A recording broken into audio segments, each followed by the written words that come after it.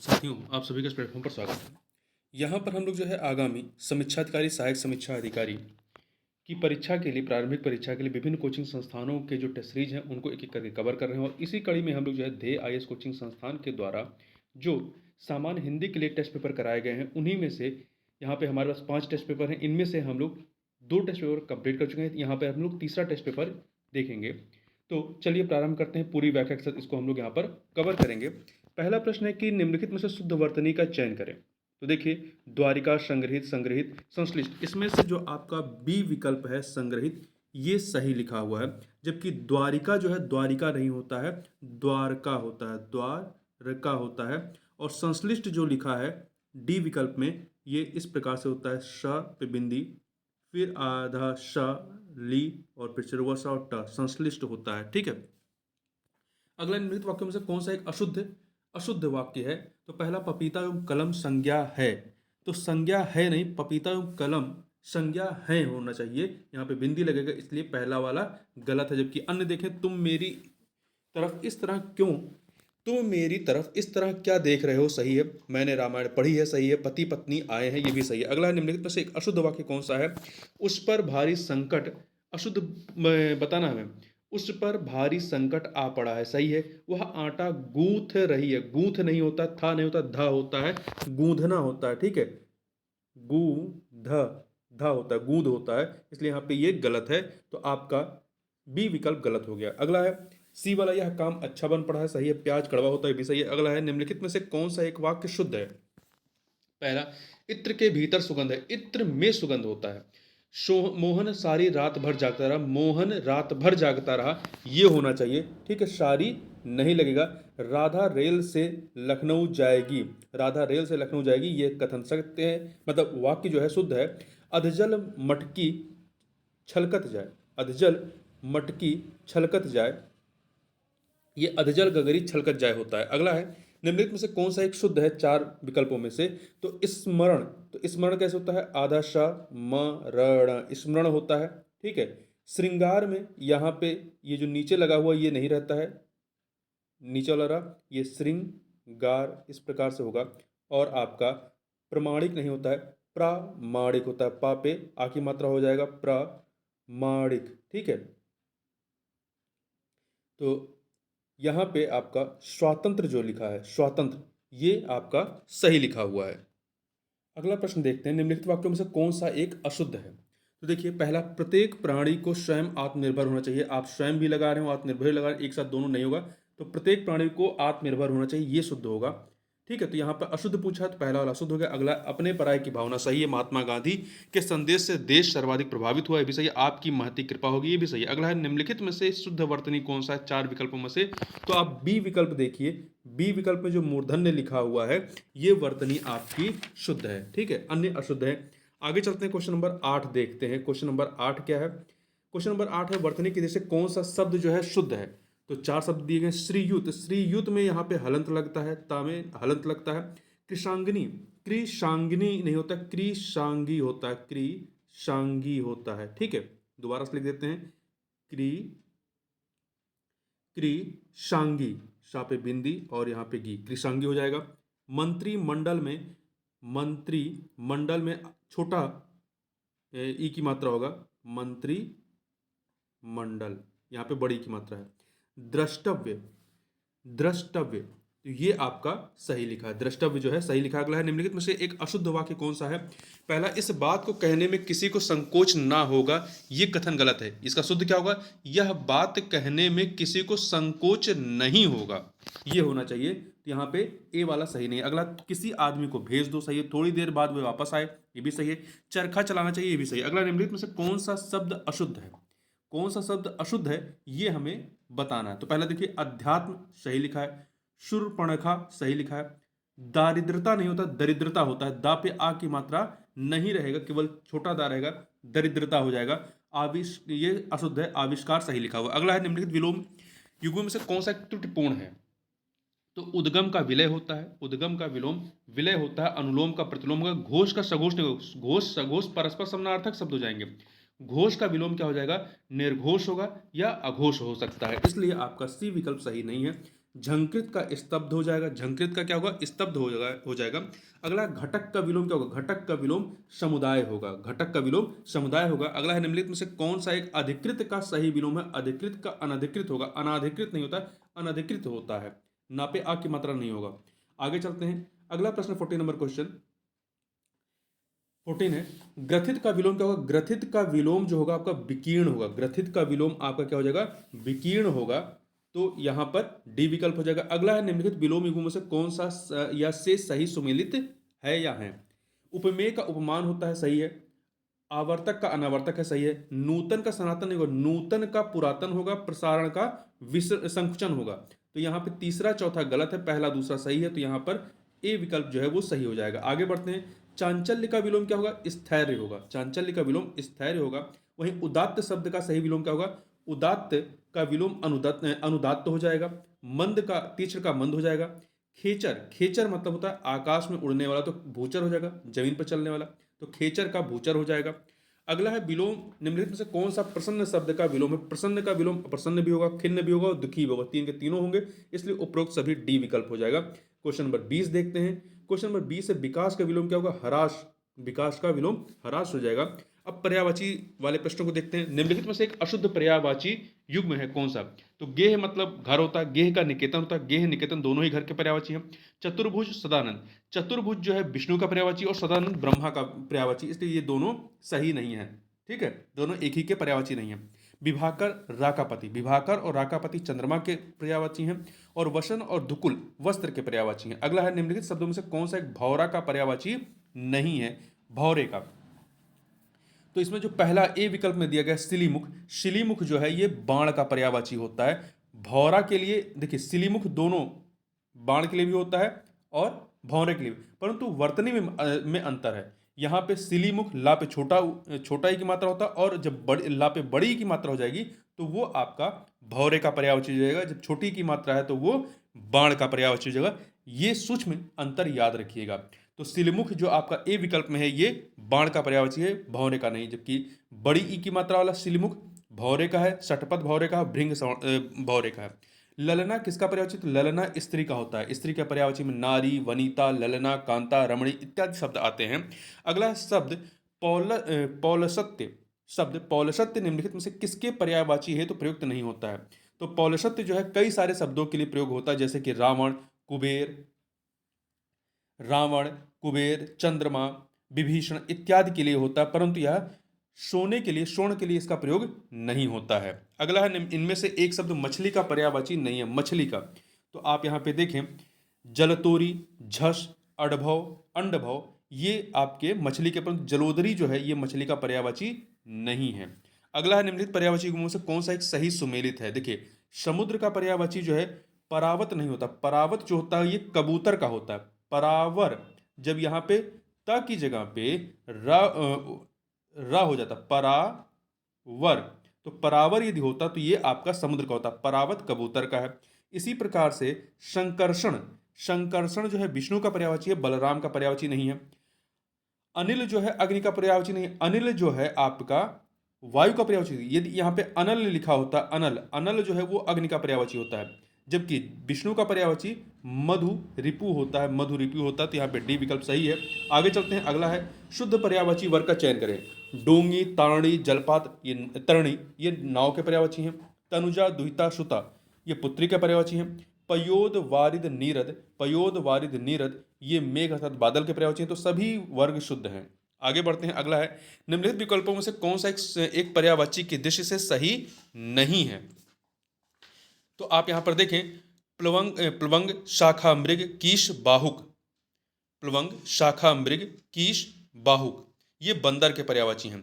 वाचा, गिरा, ब्राह्मी, विधात्री ये आपका सरस्वती के पर्यायवाची हैं। सी वाला विकल्प प्रभंजन, नभ प्राण, प्रकंपन, वात ये वायु के पर्यायवाची हैं। परंतु आपका रतीश, मनजात, रतीश और मनजात, डी विकल्प में रतीश और मनजात कामदेव के पर्यायवाची हैं। परंतु कपोत और रक्तलोचन ये आपके कबूतर के पर्यायवाची हैं, इसलिए यहां पर ये वाला डी वाला सही नहीं है। अगला वसंत का पर्यायवाची क्या नहीं होगा, मधुमास होगा, कुसुमाकर होगा, कुसुमाकर ऋतुपति ऋतुओं का स्वामी, ठीक है, ये आपके वसंत के पर्यायवाची हैं। परंतु आपका हृदयंकर जो है ये नहीं है, हृदयंकर वसंत का पर्यायवाची नहीं है। आगे है निम्नलिखित पर्यायवाची शब्दों में से कौन सा एक भिन्न है? वित्त, विभूति, द्रव्य। वित्त, विभूति, द्रव्य ये धन संपदा के सभी आपस में क्या है? पर्यायवाची। परंतु गाछ जो है, गाछ ये आपका पेड़ का पर्यायवाची है, वृक्ष का पर्यायवाची होता है। अगला है हृदय का विदारण करने वाला दृश्य, इसे हृदय विदारक कहते हैं। क्या कहते हैं? हृदय विदारक कहते हैं। अनिवार्य शब्द हेतु उपयुक्त वाक्यांश क्या होगा? जिसका निवारण ना हो सके वो अनिवार्य होता है। स्वयं गुरु बनकर दूसरों से अपनी पूजा करवाना गुरुडम, गुरुडम कहलाता है। इसके लिए एक शब्द गुरुडम होता है। और वहीं अगला है जो प्राप्त ना हो सके उसे अप्राप्य कहते हैं। जो प्राप्त ना हो सके, जो प्राप्त ना हो सके अप्राप्य होता है। जो प्राप्त ना हुआ हो उसे अप्राप्त कहते हैं। देखिए, जो प्राप्त ना हो सके अप्राप्य है, मतलब हो ही नहीं सकता, इन फ्यूचर भी नहीं हो सकता। और जो प्राप्त ना हुआ हो पर आगे चलकर प्राप्त हो सकता है उसे अप्राप्त कहते हैं। जिसके पास कुछ ना हो उसे अकिंचन कहते हैं। अप्रमेय किस वाक्यांश के लिए शब्द होता है? अप्रमेय जो प्रमाण द्वारा सिद्ध ना हो सके उसे अप्रमेय कहते हैं। पिंडज, पिंडज शब्द हेतु उचित वाक्यांश क्या है? पिंडज जिसका जन्म शरीर से हुआ उसे पिंडज कहते हैं। जिसका जन्म अंडे से हुआ उसे अंडज कहते हैं। ठीक है। प्रार्थना करने वाला व्यक्ति प्रार्थी होता है और जिसकी प्रार्थना पूरी हो गई हो उसे पूर्ण काम कहते हैं। अगला है जो अधिक समय तक जीवित रहने के इच्छुक हो उसके लिए एक शब्द क्या होता है? जिजीविषु होता है। डी विकल्प वाला, जिजीविषु। ठीक है, जिजीविषु। अगला निम्नलिखित में से कौन सा एक बेमेल है? जो अवैध संतान उसे जारज कहते हैं। गोद लिया हो पुत्र को दत्तक कहते हैं। जो ऊंचे कुल में उत्पन्न हुआ उसे कुलीन कहते हैं, परंतु जिसका जन्म शूद्र वर्ण में हुआ उसे शोषित नहीं कहते हैं, उसे अंत्यज कहते हैं। क्या कहते हैं? अंत्यज कहते हैं। आप पे बिंदी हो जाएगा, अंत्यज। ठीक, यहाँ पे डी वाला विकल्प सही हो जाएगा। अगला है राज्य के प्रधान द्वारा निकाला गया आधिकारिक आदेश के लिए शब्द क्या होता है? उसे अध्यादेश कहा जाता है। जो धरती फोड़कर जन्मता है उसे उद्भिज कहते हैं। क्या कहते हैं? उद्भिज कहते हैं। द्विज क्या होता है? जो दो बार जन्म लिया हो, लेता हो। स्वयंभू क्या होता है? स्वयं से उत्पन्न होने वाला। भूमिज जो होता है भूमि से जन्म लेने वाला। आगे चलते 41 नंबर क्वेश्चन। निम्नलिखित में से कौन एक बहेड़ा का तत्सम शब्द है? बहेड़ा का तत्सम जो है विभीतिक होगा, विभीतिक होगा। ठीक है। अगला है निम्नलिखित में से कौन सा एक तत्सम शब्द नहीं है? तत्सम शब्द नहीं है मतलब कि वो तद्भव है। उज्ज्वल, कंटक, मक्खी, श्रृंग। तो इसमें मक्खी जो है, मक्खी ये तद्भव है। इसका इसका तत्सम क्या होगा? मच्छिका होगा। क्या होगा? मच्छिका होगा। जबकि अन्य क्या है? तत्सम है। उज्ज्वल का तद्भव उजाला हो जाएगा। कंटक का तद्भव कांटा हो जाएगा। और श्रृंग का तद्भव सींग हो जाएगा। आगे चलते हैं। निम्नलिखित में से एक तत्सम शब्द है जजमान, उद्गत, कैथा, औधा। तो उद्गत जो है, उद्गत आपका तत्सम है, जबकि अन्य जो है वो क्या है? तद्भव है। उद्गत का तद्भव उगना होता है। जजमान का तत्सम क्या होगा? यज्ञमान होता है, यज्ञमान होता है। इसी प्रकार से कैथा का तत्सम क्या होता है? कैथा का तत्सम क्या हो जाता है? कपित्थ होता है। कपित्थ जम्बू फल चार भक्षण आपने सुना होगा, तो वहाँ कपित्थ जो है ये कैथा का क्या है? तत्सम है। औधा, औधा का तत्सम जो होता है, औधा का तत्सम अवमूर्ध होता है, अवमूर्ध होता है। ठीक है। अगला है निम्नलिखित में से कौन सा युग्म तद्भव की दृष्टि से अशुद्ध है? तद्भव की दृष्टि से अशुद्ध है मतलब जिसमें तत्सम दिया हुआ है। तो देखिए धुआं, धुआं जो है, धुआं, धुन, ये दोनों ही तद्भव हैं। धुआं का तत्सम धूम होता है और धुन का तत्सम जो होता है ध्वनि होता है। भेड़िया, भौरा ये भी तद्भव है। भेड़िया का तत्सम तत्सम जो है आपका ब्रिक होता है। क्या होता है? ब्रिक होता है। ठीक है। और भौरा का भ्रमर होता है, भौरा का भ्रमर होता है। केला, नारियल दोनों ही क्या हैं? आपके तद्भव है। नारियल का नारिकेल होता है। ठीक है। इसी प्रकार से डी वाला देखें तो हिरण और घोटक, हिरण और घोटक दोनों क्या है? तत्सम है। क्या है? तत्सम है, तद्भव नहीं है। घोटक घोड़े का तत्सम है और हिरण जो है हिरण का तत्सम है। आगे चलते हैं। खिचड़ी का तत्सम क्या होगा? खिचड़ी का तत्सम कृषर होगा, कृषर होगा। अगला है 46 नंबर क्वेश्चन देखते हैं। इनमें से चारों विकल्प बताना है एक तत्सम शब्द कौन सा है? उलूक, ईंट, चबूतरा, पुजारी। तो उलूक जो है उल्लू का तत्सम है, जबकि ईंट का तत्सम क्या होगा? ईटिका होगा, ईटिका होगा। चबूतरा का तत्सम क्या होगा? चत्वार होगा, चत्वाल, चत्वाल होगा। ठीक है। और पुजारी का तत्सम क्या होगा? पूजाकारी होगा, पूजाकारी। अगला है निम्नलिखित में से कौन सा एक तद्भव, कौन सा एक तद्भव तत्सम की दृष्टि से गलत युग्म है? तो आप देखें अहेर का जो है आपका आखेट तत्सम होता है, अहेर तद्भव इसका तत्सम आखेट होता है, खुजली का खरजू होता है, बालम का स्वामी नहीं होता है। बालम का सही तत्सम क्या होगा? वल्लभ होगा। क्या होगा? वल्लभ होगा, ना कि स्वामी। तो यहाँ पे सी वाला गलत है। शौरी का प्रसूति गृह होगा। आगे चलते हैं, 48 नंबर क्वेश्चन देखते हैं। 48 है, उल्लास शब्द किसका तत्सम है? उल्लास जो है हुलास का तत्सम शब्द है। ठीक है, अगला है एक तद्भव शब्द कौन सा? 49 में कौन सा तद्भव शब्द है इन चारों में से? तो बीन जो है आपका तद्भव है, इसका तत्सम क्या होगा? बीड़ा होगा, बीड़ा। जबकि अन्य क्या है? अन्य आपके तत्सम है। घटिका तत्सम है, इसका तद्भव घड़ी हो जाएगा।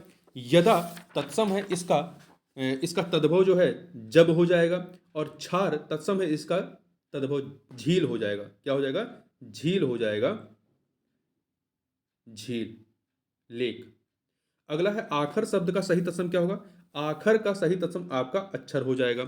अगला है आखर का अक्षर हो जाएगा। ठीक है, अगला है 51 नंबर क्वेश्चन देखते हैं। अब क्रिया विशेषण वाले प्रश्नों को देखते हैं। एक विशेष पद नहीं है चारों में से, दानव, प्रदान, ध्वंस, पहरा। तो एक विशेष नहीं है। कौन सा विशेष नहीं है? मतलब कि वो विशेषण है। दानव, प्रदान, ध्वंस, पहरा में तो आपका दानो जो है ये विशेषण है। दानो विशेषण है, इसका विशेष दनु होगा। जबकि अन्य जो है प्रदान, ध्वंस, पहरा ये विशेष हैं। प्रदान का विशेषण क्या होगा? प्रदत्त होगा। ध्वंस का ध्वस्त हो जाएगा। पहरे का विशेषण पहरेदार होता है। अगला निम्नलिखित में से कौन सा एक आवृत्तिवाचक विशेषण का उदाहरण है? तो तिगुना जो है आवृत्तिवाचक विशेषण का उदाहरण है। निम्नलिखित में से कौन सा एक विशेषण विशेष की दृष्टि से गलत है? मतलब पहले विशेष दिया फिर उसका विशेषण दिया गया। तलब, तालिब ये गलत है। तलब विशेष है, इसका विशेषण क्या होगा? तलबगार होता, तालिब नहीं होता, तलबगार होता है। तो यहाँ पे ए वाला गलत है, मतलब विकल्प जो है सही हो जाएगा। ढालना विशेष का विशेषण ढलवा हो जाएगा। दक्षता का दक्ष हो जाएगा। पशु का पार्श्विक हो जाएगा। अगला है निम्नलिखित में से कौन सा एक पद विशेषण नहीं है, मतलब कि वो विशेष्य है? तो यहाँ पे उपलब्धि, उचित, गृहस्थ, कृषक। तो उपलब्धि जो है ये आपका विशेषण नहीं है बल्कि ये विशेष्य है। इसका विशेषण क्या हो जाएगा? उपलब्ध हो जाएगा। जबकि अन्य, उचित, गृहस्थ, कृषक ये क्या है? विशेषण है। ठीक है, ये सब क्या है? विशेषण है। अगला है निम्नलिखित में से सही युग्म कौन सा है? सही युग्म बताना है विशेषण और विशेष्य में। भौतिक का विशेष भूत होगा। भव्य का भवन होगा। भ्रष्ट का भ्रंश होगा। सभी के सभी यहाँ पर सही है। 56 नंबर क्वेश्चन देखते हैं। निम्नलिखित में से कौन सा एक विशेष शब्द है? विशेष शब्द है। ठीक है, तो आकाश, अधिकारी, आंतरिक, विद्वान में से आकाश जो है ये विशेष है, जबकि अन्य जो है वो विशेषण है। अधिकारी, आंतरिक, विद्वान ये क्या है? ये विशेषण है। जबकि आकाश आपका विशेष है, इसका विशेषण आकाशीय हो जाएगा। अगला है निम्नलिखित में से कौन सा एक परिमाणवाचक विशेषण है? नया कपड़ा में गुणवाचक विशेषण है।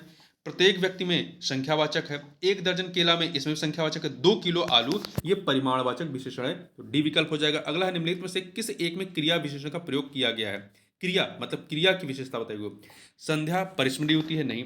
वह लड़का डॉक्टर भी है, ये भी नहीं। राधा भली लड़की, ये भी नहीं। सफेद घोड़ा तेज दौड़ता। तो दौड़ना क्या है? क्रिया, और दौड़ने क्रिया की विशेषता कौन बता रहा है? तो तेज, तो क्रिया विशेषण है यहाँ पर। ठीक है, डी विकल्प हो जाएगा। अलंकार का विशेषण क्या होगा? अलंकृत होगा। अलंकार का विशेषण क्या होगा? अलंकार क्या है? आपका विशेष्य है। अलंकार आपका क्या है? विशेष्य है। इसका विशेषण अलंकृत होगा।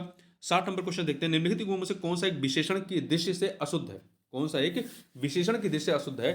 तो आप देखें यहां पर अज्ञानी,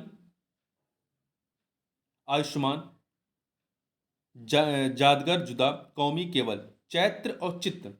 चैत और चित्र दोनों विशेषण हैं। चैत का विशेषण चैती हो जाएगा और चित्र का चितेरा हो जाएगा। तो यहाँ पे डी वाला सही नहीं, जबकि अन्य जो है वो क्या है? विशेषण है। जो अन्य विकल्पों में वो सब विशेषण है। तो इस प्रकार से इस वीडियो में बस इतना ही। मिलते हैं नेक्स्ट वीडियो में, तब तक के लिए बहुत बहुत धन्यवाद।